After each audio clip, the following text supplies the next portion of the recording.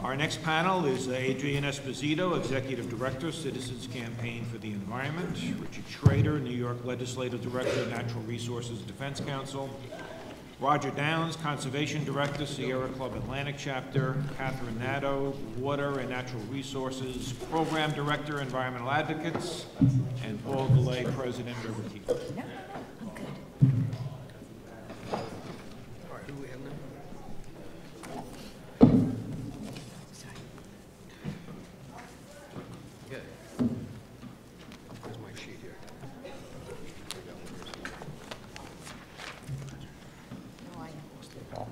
Thank you.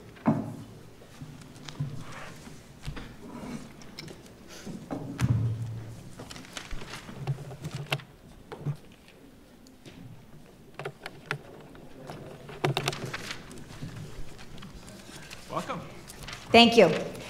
Good afternoon, members of the Assembly. I have to start out by saying thank you for hanging in there, thank you for being here all day, and thank you for listening. That is really at the heart of our democracy, something apparently we need a little bit more of, which I'll talk about.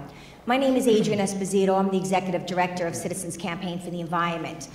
We are an 80,000-member organization with 28 and a half years of work here in New York State. Since the previous panel felt compelled to give their credentials, I'll give mine. I have worked for the last 3 decades in New York State on every single major environmental and public health issue that New York State has faced, including this one, hydrofracking. We come here not to be anti-anything, but rather to be pro-protection of our drinking water, pro-protection of our air, and pro-protection of public health and the sustainability of New York State's economy and New York State's resources. That's our mandate, that's our goal. I sat in fear and trepidation at the last panel, not because I'm trying to sound offensive or condescending, but because what they didn't know. They verified as industry representatives, they did not know about groundwater or water contamination. They did not know about outside independent economic impacts analysis. They did not know about blowouts. They did not know a lot. And what we don't know can hurt us, and it usually is what hurts us the most. Ignorance is not bliss. Ignorance is dangerous. I want to talk about just 2 issues in the interest of time, since I know we're running out. 2 things, water resources and process. 2 things that are near and dear to CCE's work and 3 decades of history. The first thing is, let's talk about contamination of drinking water. It does exist through hydrofracking. The problem is the industry leads us on a discussion if contamination has occurred, rather than how much and how bad it is. Let's look at independent studies that apparently the industry may not know about. One from Duke University, not known again for their left-wing, kind of radicalization of drinking water studies. This was done in 2011. I'll just tell you the summary. The summary says, while methane gas concentrations are detected in most drinking water wells, 51 of 60 in this particular study, the actual quantity and concentration of methane gas substantially, I'm quoting now, is higher the closer to the natural gas wells. Methane gas was found to be 17 times higher in the shallow water drinking water wells in areas that had hydraulic well and gas drilling. The average methane concentration in the shallow water drinking water wells was within the defined action level for hazardous waste mitigation.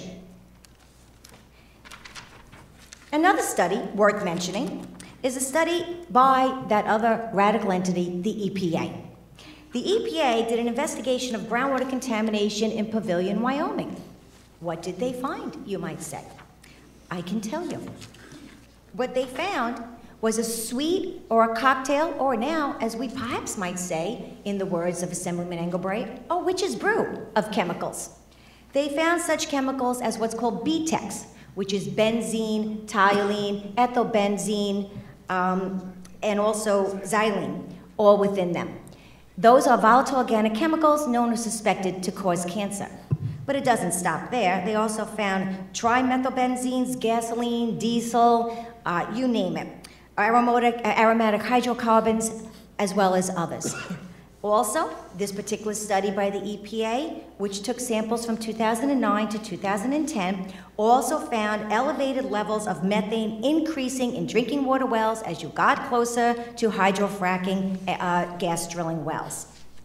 Just to mention one other one, for good measure, a study produced, or a paper on hydraulic drilling in the Marcellus Shale by the one and only New York State Stony Brook University, which concluded, and again I want to read it to not get it wrong, that even in the best case scenario, it is very likely that an individual well would release contaminated fluids. So even though the industry may not be aware of contaminated drinking water, we are, and we know you are. It is not a discussion if it will occur. It is a discussion about how much, what is the frequency, what is the cause, and what is the damage. That's the discussion. Now, this was such a discussion that the Congress compelled the EPA to do a study on this. You might recall this.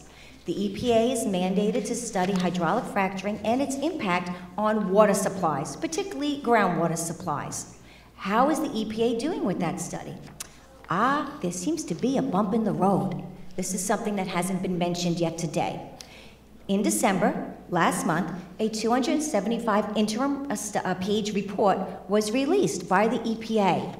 It was significant not because of what it did find, but because of what it left out. What it left out is that they originally were going to plan to address how often drinking water contamination occurs. But, unfortunately, that is not the case. Why is that, you may ask? Well, we asked that question too.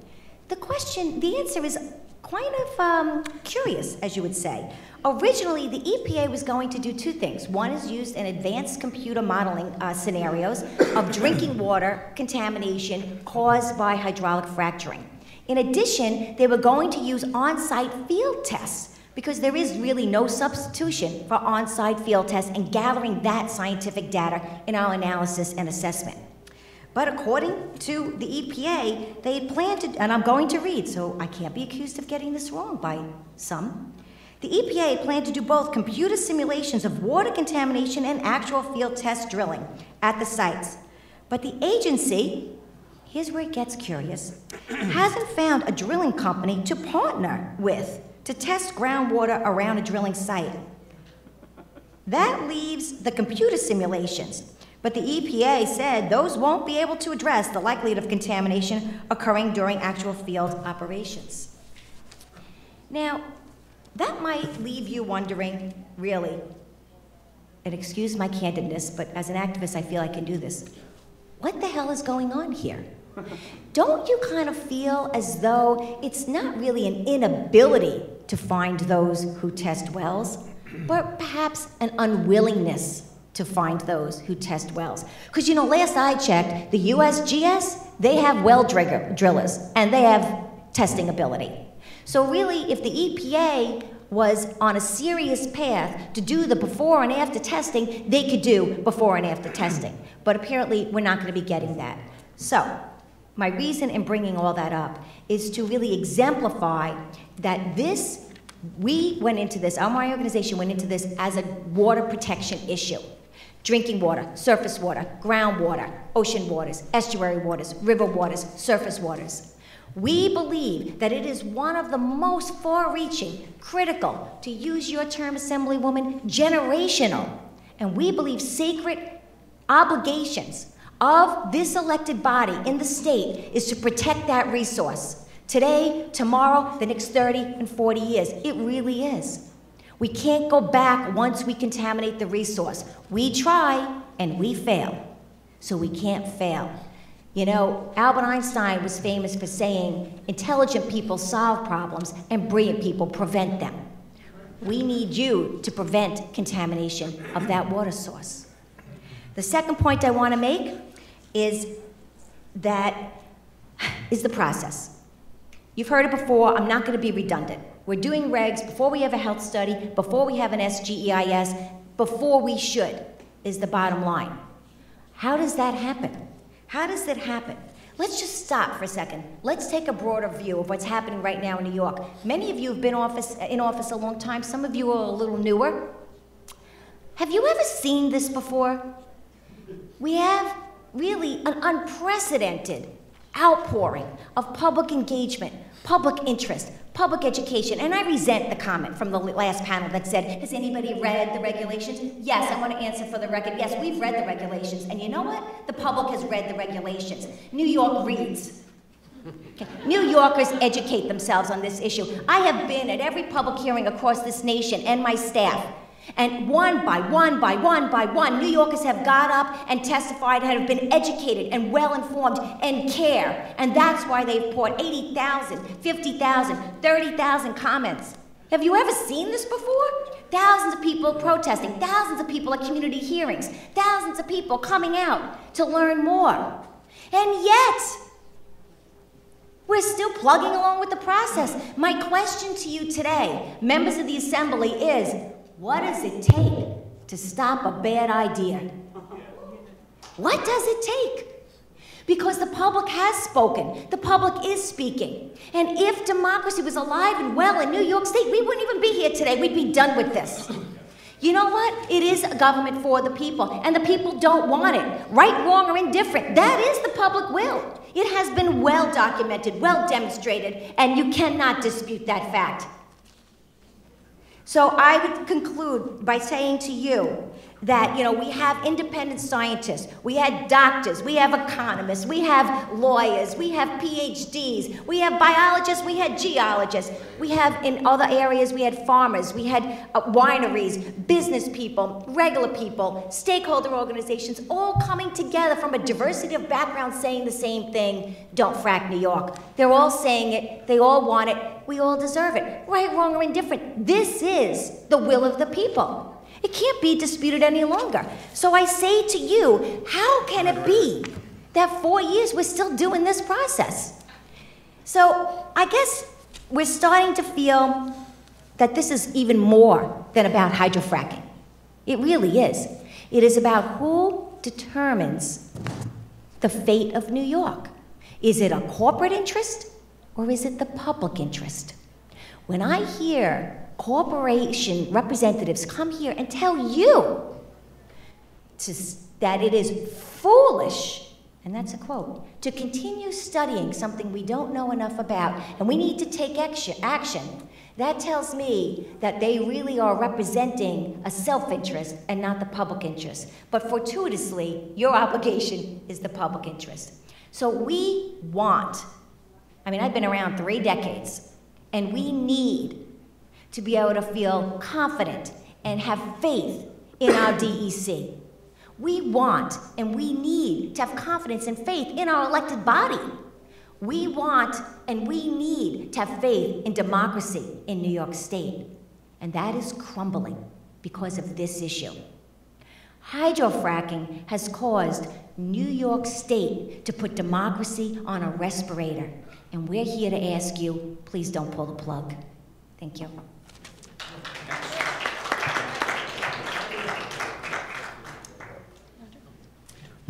Who wants to follow that? Well, not me, thank you. My work is done here. I'm Richard Schrader from the Natural Resource Defense Council. I'm the New York State Legislative Director. And I want to thank Chair Sweeney and Gottfried and Levine for today's hearing, and Assembly members of the committees. I'm going to be very, very brief. I have a very long set of remarks that you're going to be getting at the end of the day, so I'm just going to go over this quickly. NRDC was engaged in the comments for the first SDGIS. We had both internal legal and scientific staff, as well as some consulting and outside staff. We will do the same thing when the second round comes out of the comments. Very briefly, the things that I don't believe are going well in the process. and much of it's been said already today, but A, that DEC should not be doing proposed regs before the actual evaluative processes in both the environmental and health aspects of the review are completed. It's just not logical. It just should be done in the right form, and it should be done in the right order. So we would oppose them doing that. Let's see what we actually have in terms of whatever data we do have. Secondly, the Department of Health, health assessment has been oddly shrouded in really thick secrecy. We don't know what data they're judging. We don't know what kind of models they're looking at. We don't have an opportunity for public comment. Dr. Steingraber's good suggestion about other models that are out there, like the Center for Disease Control, which we've had some experience with in evaluating, is a very good place to begin. I had conversations with DOH staff, and my recommendation was this: if we're looking at the southern tier as a potentially impacted area, let's know everything we can about that area's economics, its culture, and the political realities of it. There's a fair amount of people who are in a lower income status. There's a lot of people with asthma, a lot of kids with asthma. If nothing else, New York State has a special obligation to protect those who are ill, protect those who are poor. So we should make sure we understand exactly what the health of that particular region already is and what potential health impacts might happen that would worsen that health. We haven't heard anything from DOH on this yet. And again, because it's been shrouded so much in secrecy, we don't really know what's happening over there. And that's something which I would really implore this body to go to DOH and ask for information now. They might even, it's not something that would be unprecedented, they should probably be forced to report a special midterm status of where they are and what they're looking at, and give us at least some sense of the models they're starting to explore. Third, we're going to have tens of millions of toxic gallons of fracked waste product, and we don't have even today a useful answer from the regulators as to what they're going to do with that. We've seen what Pennsylvania and Ohio did, and the industry didn't address this today at all, although I don't blame them for everything either. But we don't know what we'll be doing with this 50 to 100 to 200 million gallons of fracked waste. The issue of waste disposal of fracked product has not been resolved, barely been addressed. So what are we going to do with that? Are we going to keep injecting it into the ground? Are we going to put it in some tanker? I don't know. Ohio says that they're not going to be able to receive it at the same level they have been in the last 2 years. Pennsylvania doesn't want to have it stored anywhere in their state. They're already starting to export this into other states. So I think that's a crucial key issue and speaks to your good efforts last year in getting passed the hazardous waste bill, which I think we need to work on both in the Senate and get the governor's support for that at the very minimum. Fourth, we've seen now painfully in the last couple of weeks the kind of pressure and dangers that our first responders are under. The fact that we don't have a program to train first responders in case of any kind of disaster or any kind of accident, I think is a really huge, huge sore point and something that's missing. And that's something which counties and state governments should be obliged right now to at least have a plan for upgrading the training of those people who are going to be put at risk again with potential dangers of this disaster. There's been little or no data on cumulative impact. State law requires it. I know a lot of adversaries of SECRET don't like that, but that's the fact. We have not seen good data on the cumulative impact of what all this is going to look like. The air, land, and water impacts, which will come from heavy truck traffic, will come from all the other industrial processes, and the things that we're not even looking at this point in terms of potential traffic accidents that Assemblyman Engelhardt was raising, but I think other issues that are even in some ways worsened. What will happen to those who are already afflicted with certain kinds of ailments and illnesses that are only going to be worsened by kinds of air impacts that we're not looking or finding or getting information about how they may be made worse by the types of venting we're going to be seeing with gas industrial process. My last comment would be this: hazardous waste bills should be a high priority. I think that this body and the legislature should pass a moratorium, and there should be no steps forward until all of the health and environmental reviews have been fully completed and we have answers to at least these half dozen questions and the other dozen that could be added to that. And then down the road, where I believe there's no reason right now that we can all comfortably feel like we should begin to frack or give out permits. The data today does not allow us to go forward comfortably, say we should do that.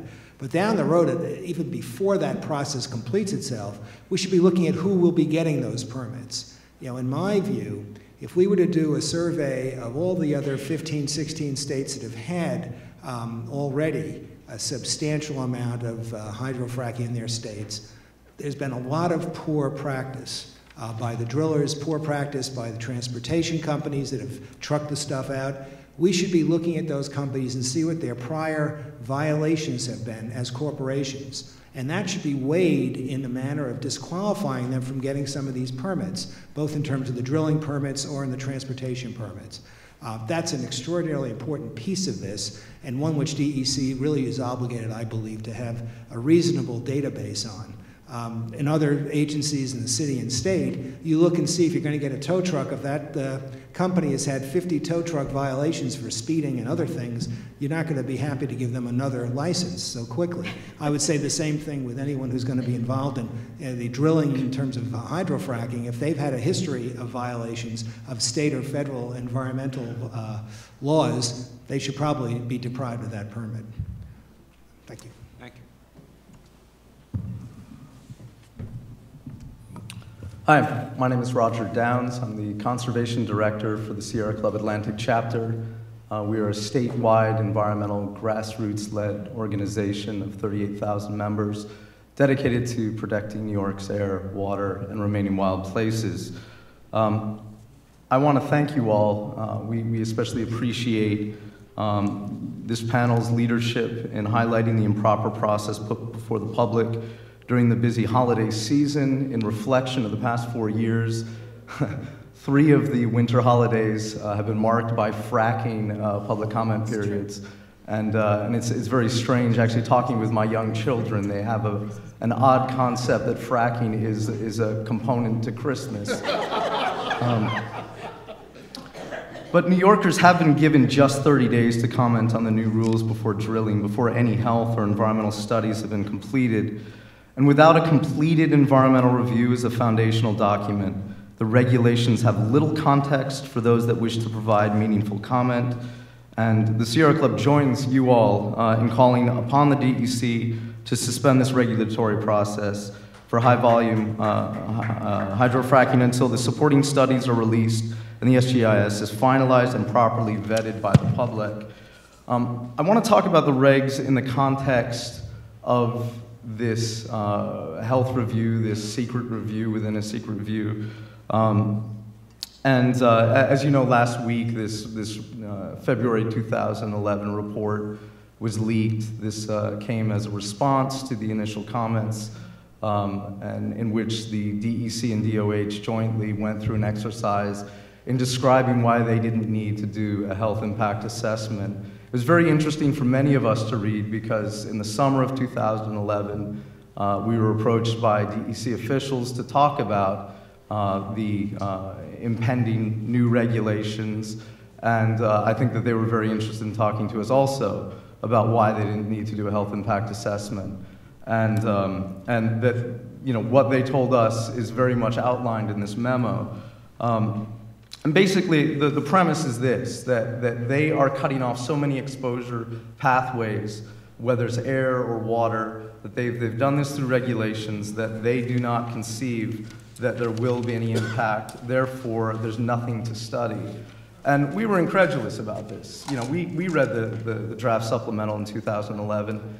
You know, we didn't see it possible, we didn't see what they had conducted was necessarily going to achieve that overarching safeguard. So we said, well, what do you have new that's proposed? And so they verbally gave us a list of stuff.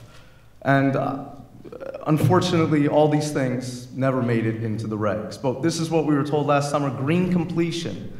This is the process by which, instead of flaring gas into the atmosphere, instead of burning it or venting it, that all pipelines would be mandated to be constructed to the well pad before they drill, so that when they are purifying the gas, it goes through a closed loop cycle. Not really in the regs. There is one section that says if there happens to be a pipeline nearby and it's convenient, you should probably do it. Toothless. But there are several sections, 5.6.2, B, C, and G5, that extend the use of flaring and negate any of the added benefits of reducing hydrogen sulfide, carbon dioxide, methane, sulfur dioxide, benzene, and formaldehyde emissions. Serious air impacts, huge exposure pathway. They didn't do it. They said that they were going to ban hazardous chemicals. Clearly, there are some key hazardous chemicals that are problematic. Benzene, BTEX chemicals, formaldehyde come to mind. But instead, they have a small clause that challenges, within the context of the speedies permit, the driller to find comparable alternatives. But it is unclear as to what kind of test that is. They can clearly ban some of these chemicals. They said that there was going to be over a dozen mandated site visits and inspections. That's not in the revised regs. Assemblymember Levine, you spoke earlier about 3 drinking water monitoring wells that they would drill before they would actually drill the well, so that they would have real-time monitoring. We said that that was going to be happening. It's not in the revised regulations. And in general, we were told that emission controls to reduce air pollutants to below safe ambient levels is not in the revised regulations as well. And there's plenty of others. So again, to say what everyone else has been saying, this is a review that's been shrouded in secrecy. And I think we really need to open up the scope of this review. And Assemblywoman Lifton, you've done a remarkable job in pushing this concept of at least getting a public comment period, getting public hearings on this, and essentially trying to build the components of an HIA that we have been unable to get otherwise. I'll just close by saying there's a lot of things that we all said last year that are applicable today, and I don't want to repeat myself necessarily, but I mean, Adrienne screamed just earlier, what does it take to stop this madness? I didn't scream. All right, you said it emphatically. That's better.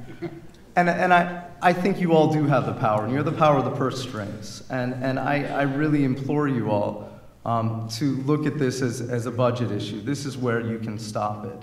The DEC has not been forthcoming, and that they've pretty much subverted public participation in this process.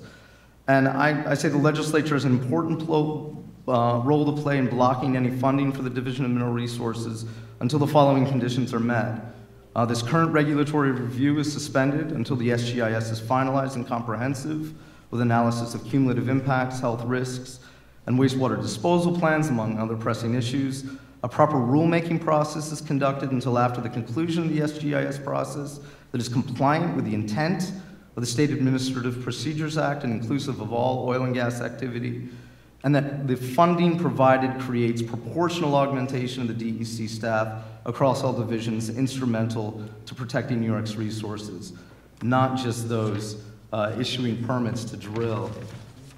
New Yorkers deserve a transparent environmental review process for fracking that lets science drive the timeline, not arbitrary deadlines. The fact that the agency was unable to facilitate a legitimate SAPR process, one that was based upon completed studies and meaningful public engagement, calls into question how the DEC will actually administer the program if the drill rigs indeed are allowed to move into New York. Suspending this illegitimate regulatory review will help restore public confidence in the process. We are painfully aware of how much state resources have been put into this fracking review, perhaps as much as 40% of the executive's time, Joe Martens's time as staff, is looking into this process, is mulling over this process. I mean, DEC has been in crisis for a while in terms of funding and staffing, and they're not fulfilling their core mission. And I think at some point very soon, we have to make it clear we have to stop working on this. We have to start working on real environmental issues in New York. Good. So I thank you for your time.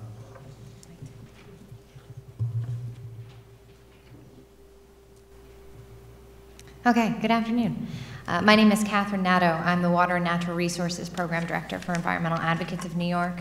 I want to extend my thanks for the hearing today, and also extend my thanks to the chairs for your fantastic statement earlier this week, inviting the Department of Environmental Conservation and Department of Health to testify today, calling on the suspension of this process until we get all of the answers that we've all been asking. I'm sad that the agencies couldn't join us today, but it's been a great hearing, and it's been wonderful to hear all the different concerns raised by the regulations, because they are many, many that I share. We're really lucky, I mean, to be present and to be so involved in this moment in New York's history. We all have a tremendous role to play, and for the first time, the state is really taking the opportunity to try to fully and comprehensively evaluate an entire industry's environmental footprint before determining whether to permit an activity. And not to downplay other environmental reviews, but they're doing this because of all of the people gathered here today, because of you, because of the 1,500 people that New Yorkers Against Fracking organized and turned out to the State of the State yesterday. And they're doing this because it's so desperately needed. But we've hit a huge stumbling block here with this public health review. For years, members of the Assembly, public health advocates, environmental advocates, and average New Yorkers called on the governor to take a hard look at fracking's impacts on human health and our natural environment. And finally, last year, it seemed as though those calls were being heard. The Commissioner of the Commissioner DEC announced that Department of Health would be reviewing a health impact analysis conducted by the DEC and bringing in outside experts to do so. Now, even at the time, this seemed like a far cry from the health impact assessment that advocates have called for, and it is a far cry from that. But there was at least some hope in the early days of that announcement that the administration was taking the issue seriously. Unfortunately, the announcement raised far more questions than answers. Questions that still haven't been answered. And questions that have been asked here today, all day long. For 4 months later, no one's any closer to answering these questions than we were on the day that the DEC announced that they were heading down this path. And this is despite repeated calls publicly for more transparency, and requests that myself and many others here have made pursuant to the state's Freedom of Information law, asking for the reviews and documents, trying to, if not get the governor's administration to, by sheer goodwill, open up the books for what's going on to try and compel them to using the law. However, the public calls have been ignored and the FOIL requests have been repeatedly punted. Most recently, I was told that despite a, quote, diligent search, it would take until January 28th for the agencies and the executive branch to respond to my request. Yesterday, I learned that in response to a similar request submitted by a colleague, the agencies have recently responded that it would now take until April 30th to respond with the analyses, and these analyses that DEC has supposedly already conducted and that Department of Health is now reviewing. So that'll put us about 7 months out at that point from the announcement that the public health, that there was some sort of study being done, and certainly a fair amount of time after the close of this current regulatory process under SAPA, unless, of course, the situation changes. So this leads me to wonder all sorts of things, and the fact that it's being conducted in such secrecy just raises more and more questions about the credibility of the study, the credibility of the administration, and what in fact is going on. So on top of all that, the process points that my colleagues have hit still apply. On top, adding insult to injury, on top of the fact that we don't know what's being reviewed, what we do know is that the draft regulations that we are all being asked to comment on, the comment period closes tomorrow, and thousands of people have commented on and are continuing to work late into the night tonight, I'm sure. We know that these draft regulations were not based on any public health study or assessment, and we know that it seems incredibly unlikely that there's a way for the state to work them in at this late day. So what is going on? Despite 4 years of work on this issue, the administration has not done its job. At the end of the day, we can sit here and we can wonder, why are we 4 years in? And the industry can ask, how much more can we do and why are we still here? The answer is simple. The administration hasn't done its job. They haven't taken the requisite hard look at environmental impacts. They still haven't done a cumulative impact analysis. They haven't looked at the public health impacts. And if they haven't done so publicly, and we've got no idea what in fact is going on. So that is how we've gotten where we are and why we're here today. And there's still so much more to be done. The idea that on February 28th, the end of this regulatory process will meet its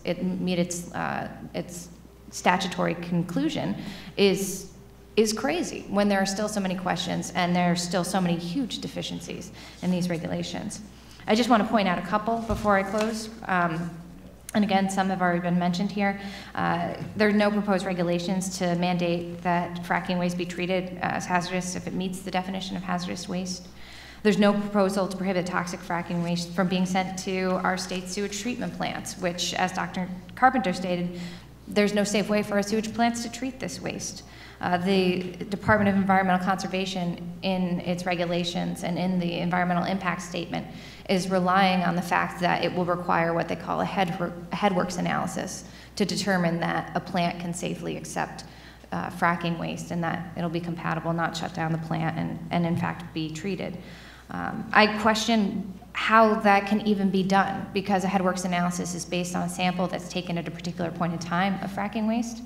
Whereas one of the things that we know, one of the things that DEC spent a lot of time explaining in the environmental impact statement, is that the waste changes over time. The waste you get out of the well on day 1 is nowhere near the same as what comes out on day 45.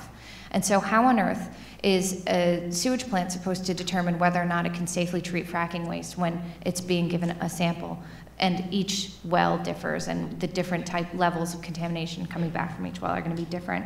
There are still no long-term aquifers protections being proposed under these draft regulations.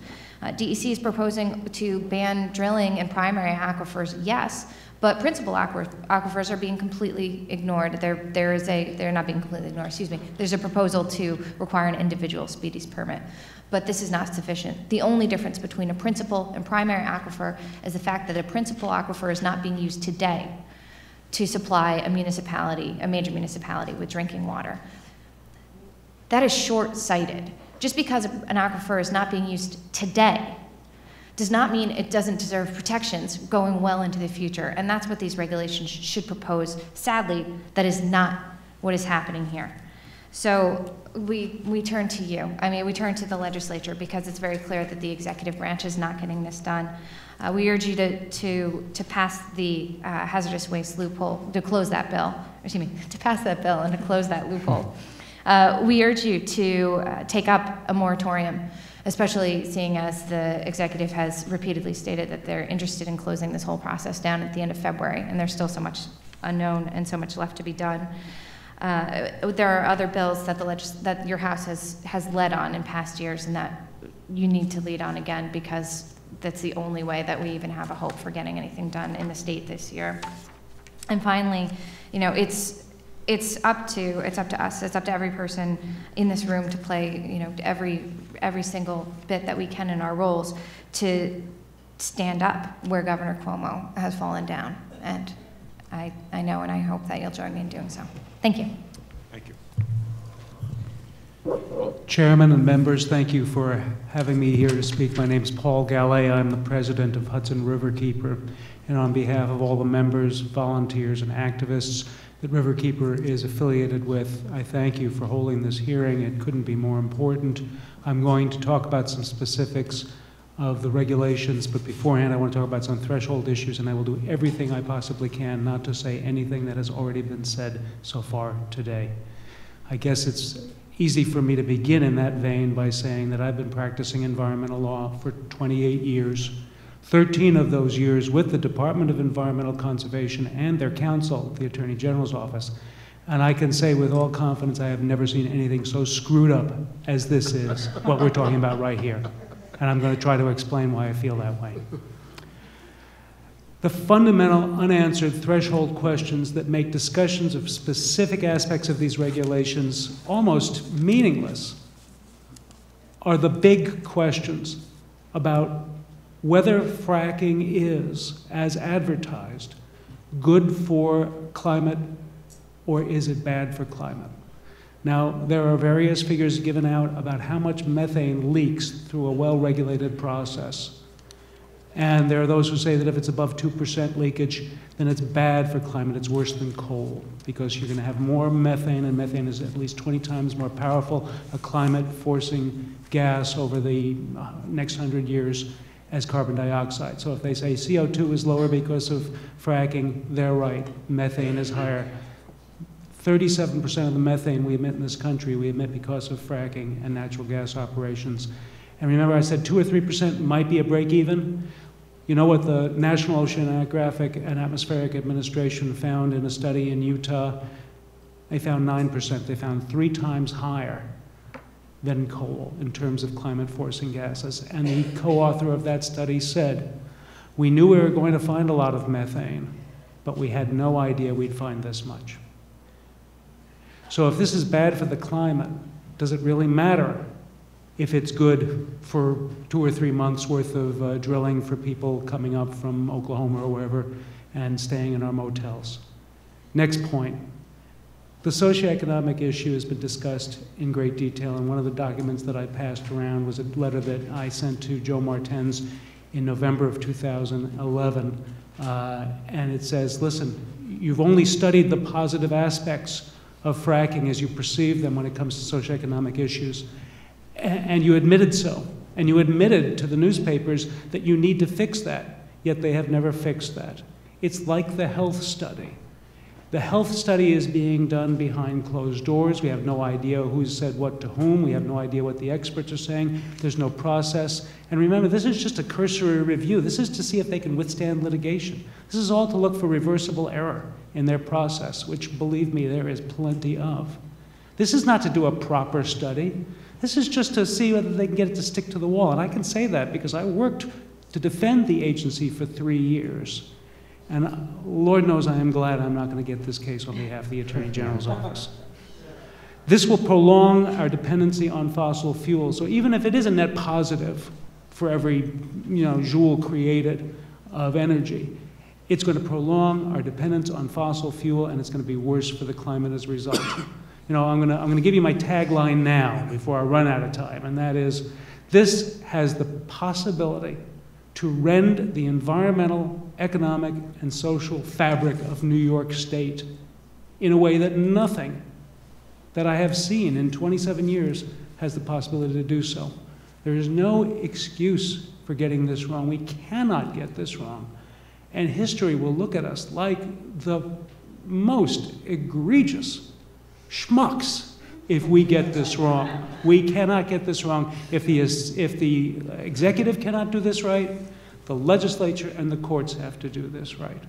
A couple of specific points about process, and then those points I mentioned specific to the regulations themselves. But remember, if this is bad for the climate, if this is bad for our economy, if this is bad for public health, what are we talking about? So, moving along, you want to know why we're 4 years down the road and people are just, the industry is saying it's terrible for their reasons and I'm saying it's terrible for my reasons? It's because the administration and the administration before it tried to get this done without taking the proper care. They didn't do the health study. They didn't do the socioeconomic impact analysis. They only looked at one side of the ledger sheet. If you saw an audited financial statement where they said, here are the benefits, but my company has, here's my revenue. Expenses, costs, long-term investment, you don't need to know about that. Here's a 250-page document. There's 6 pages in the whole document where they even talk in any kind of a cursory way about potential impacts. We talked about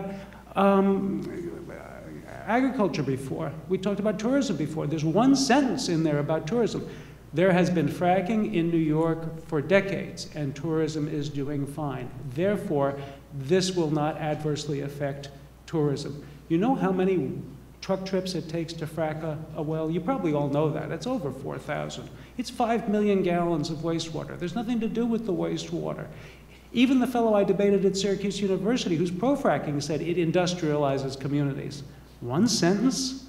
We're here because the administration and the administration before it booted this.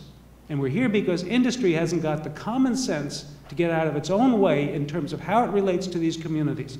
I'm going to read you from a study that was done by an industry consultant, not by an environmental group, not by a think tank, and not by a politician.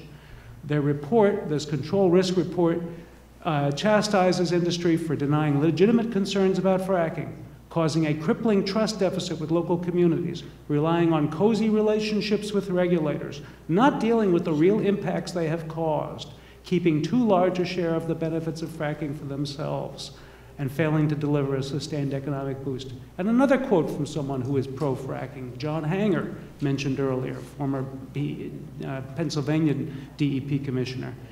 In Bradford County, which is held up as this paragon of why it's such a great thing to do fracking, because everybody gets this mailbox money, they get these royalties. Between 1% and 2% of the residents of Bradford County get royalties from fracking. The other 98 or 9% get the damage to roads, the damage to community character, the damage to public health, and the damage to their environment. Very quickly, if you look at these regulations, you'll see that there are a number of areas in which they are deficient. The setbacks are vastly insufficient to protect communities if this goes forward. And again, if this goes forward from everything we're learning, it's going to be how can we make it less horrible for people? So we're advocating a 1,300-foot buffer around homes. We're advocating a prohibition on surface disturbance in the 500-year floodplain, a 4,000-foot prohibition on surface disturbance around primary and principal aquifers. I could go on. I don't have time to, so I won't. Disclosure. Everybody holds up the process in Texas. Oh, well, Texas, they agreed to require disclosure of the fracking fluids, which a lot of people in the industry are still trying to say, well, you know, it's just sand and water and soap. What's your problem with it? So there's been 19,000 requests for exemptions from disclosure in Texas just since that law went into effect, and 1 out of every 7 ingredients of fracking fluid in Texas is not required to be disclosed under the Texas disclosure rules. If you don't mandate strict disclosure requirements, if DEC doesn't do it, if you don't require proper setbacks, if DEC doesn't do it, if you don't prohibit frac waste from being spread on roads in winter or to keep dust down in summer, if you don't require all of these issues to be resolved, if DEC does not, I'm sorry to say this, you become complicit in what is going on here. You right now are at a bit of a state of grace, but that won't be the case in a couple of months. I do not believe the governor has decided what to do about fracking. I do not believe that this is an irretrievable crisis. I believe we can pull back from the brink. But everything you learn about fracking, every time you look at fracking more and more closely, you see something else to be concerned about. Whether it's climate change, whether it's community character, whether it's public health, whether it's the quality of our water. You know that there's something wrong when the mayor of New York, who is a good environmentalist, says he likes fracking, but only after he gets the New York City water supply communities removed from the fracking footprint. That should be all you need to know. That's not exactly a ringing endorsement. If something is too big or too risky to fail, anybody heard this one before? It's too risky to do. We learned this 5 years ago the hard way. We learned it 10 years before that with the dot-com bubble. How many more times are we going to be involved in processes that are clearly just too many things wrong with it, too big to fail? Remember, everybody's going to be watching us. And 20 years from now, when what's happened in these other states happens in our state, people are going to be saying either, you guys turn back at the brink, God bless you, or you failed to, and God forgive you. Thank you. Thank you.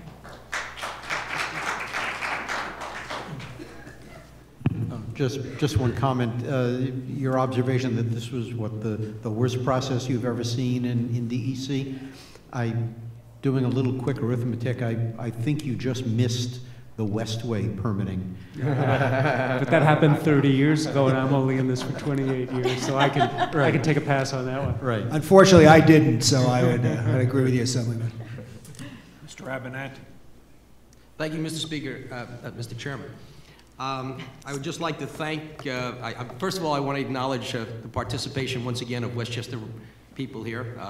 Thank you for coming up. And I just want to thank you for your aggressive approach and for highlighting that there's no one here from the administration to explain or defend the policies or procedures for the proposed regulations. We are told this is a new New York, an open New York. Hopefully, the process and end product here does not give new meaning to the slogan, New York is open for business. Thank you, Mr. Chairman. Mr. O'Donnell. Thank you very much. I'm not sure, Mr. Gallay, about the state of grace part. I'm going to let that pass. But I would like to bring to all of your attention that I have a phenomenal bill that would actually ban the use of this fluid waste product on our highways and byways. And you know, this place operates in mysterious ways. And so certainly if you folks wanted to make it a priority that obviously in the attempt to prevent it from happening, it's already happening in other places and that already can be used on our highways. I currently don't, because it's a new bill, have the new number, but anything you folks could do to help move that along would be very much appreciated. Thank you. Mr. Levine. And Mr. Engelbright and I want the record to reflect that Adrienne Esposito is from Long Island. We're living the good life and don't know it. Well, thank you all very much. Thank you.